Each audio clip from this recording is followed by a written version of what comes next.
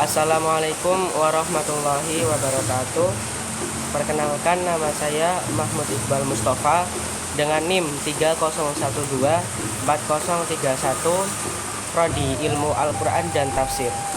Di sini saya akan menjelaskan materi terkait mata kuliah Sejarah Peradaban Islam yang diampu oleh Bapak Adib Aunillah Fasya, MSI.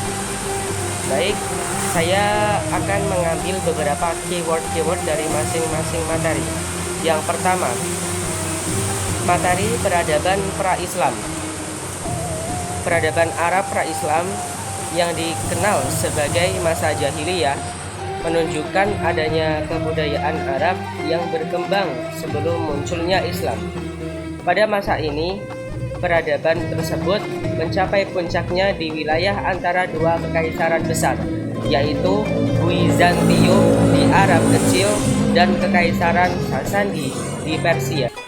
Selanjutnya ada Yos Tistoris, Jazirah Arab.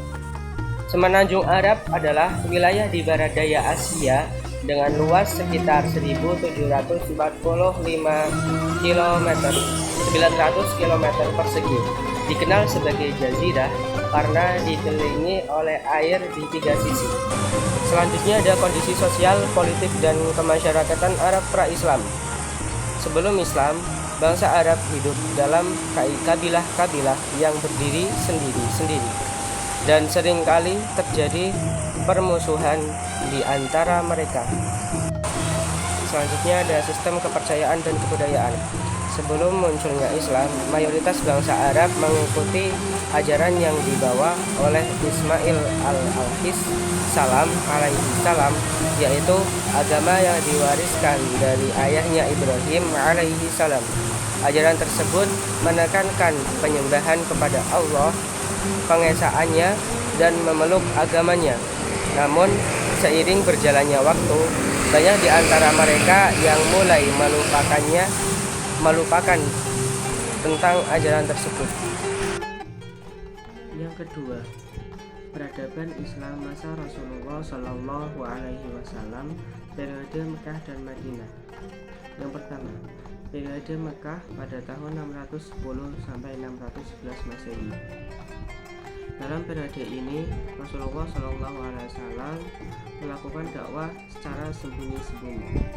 Beliau berdakwah secara sembunyi-sembunyi hanya kepada keluarga, kerabat, dan tetangga dekat sahaja.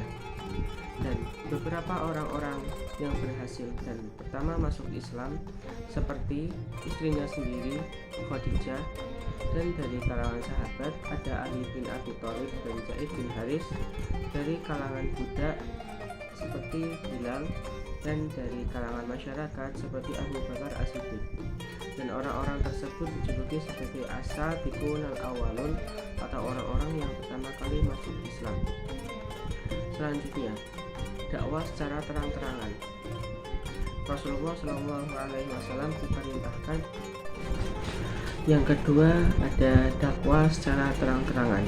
Rasulullah Shallallahu Alaihi Wasallam diperintahkan oleh Allah Subhanahu Wa Taala untuk berdakwah secara terang-terangan. Dan pada peristiwa ini Rasulullah mengalami peristiwa yang disebut Isra Mi'raj pada tanggal 27 Rajab tahun ke-11, yaitu perjalanan beliau dari Masjidil Haram menuju Masjidil Aqsa. Dan seperti yang tertera dalam Quran surat Al-Isra ayat 1 yang berbunyi, Bismillahirrahmanirrahim, Subhanalladzi asra bi 'abdihi lailan minal masjidil haram ilal masjidil aqsal ladzi barakna haulah, ila akhirih, sadaqallahul azim. Selanjutnya ada periode Madinah tahun 622 sampai 623 Masehi. Di sini masa periode Madinah, Rasulullah Shallallahu Alaihi Wasallam pembentukan sistem sosial bermasyarakat seperti pembangunan Masjid Nabawi, pembangunan Masjid Kuba, pembentukan asas-asas ekonomi, politik, dan kemasyarakatan, persaudaraan kaum muhajirin dan ansor, dan kerjasama antar umat muslim dan non-muslim. Selanjutnya ada dinamika pasca konstitusi. Dalam dinamika pasca konstitusi di sini terdapat beberapa kejadian perang seperti perang Badar, perang Uhud, perang Khandaq, perang Khaybar, dan perang Tabuk. Selanjutnya ada masa kekhalifahan Abu Bakar dan Umar bin Khattab. Yang pertama ada Umar bin Khattab.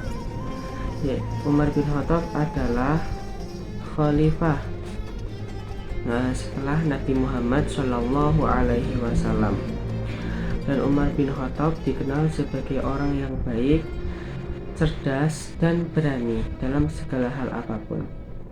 Dan masa kekhalifahan Abu Bakar seperti diangkatnya Abu Bakar menjadi khalifah dan beberapa ekspansi wilayah-wilayah pada masa Abu Bakar serta kebijakan-kebijakan Abu Bakar pada masa itu dan transisi kepemimpinan dari Abu Bakar ke Umar.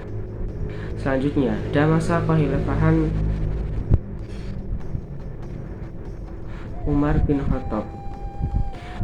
Umar bin Khattab dikenal sebagai orang yang pemberani, tegas, dan bijaksana. Dan proses pemilihan Umar menjadi khalifah kedua dan beberapa perluasan wilayah pada masa Umar bin Khattab dan reformasi administrasi dan militer pada masa Umar dan beberapa dampak kepemimpinan Abu Bakar dan Umar serta peninggalan Abu Bakar dan Umar yang masih ada sampai saat ini. Materi selanjutnya ada kekhalifahan Utsman dan Ali. Pada kekhalifahan Utsman dan Ali berikut ini, yaitu dari kepemimpinan dan kebijakan Utsman dan Ali selama menjadi khalifah. Dan sifat dan karakter Utsman dan Ali yaitu orang yang sederhana, bijaksana, dan tegas dalam segala hal apapun, seperti dalam mengambil sebuah kebijakan, dan terkenal akan baktinya kepada Rasulullah Shallallahu Alaihi Wasallam dan menjaga nilai-nilai Al-Quran. Dan kontribusi terhadap Islam yaitu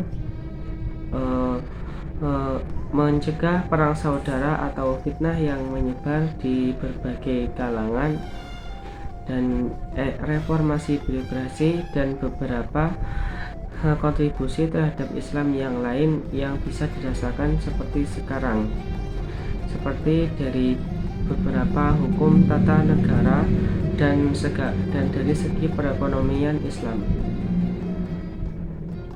Dan beberapa warisan sejarah dari Utsman dan Ali yaitu modifikasi Al-Quran dan lain sebagainya.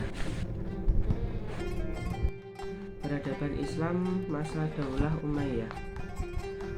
Masa Daulah Umayyah adalah proses berdirinya Daulah Umayyah beserta khalifah-khalifah dinasti Umayyah pada masanya, dan beberapa keberhasilan yang diperoleh oleh dinasti Umayyah dan faktor melemahnya dinasti Umayyah. Dan selanjutnya ada peradaban Islam pada masa Daulah Abbasiyah. Berdirinya Daulah Abbasiyah, masa kejayaan Daulah Abbasiyah, masa kemunduran Daulah Abbasiyah, dan runtuhnya Daulah Abbasiyah.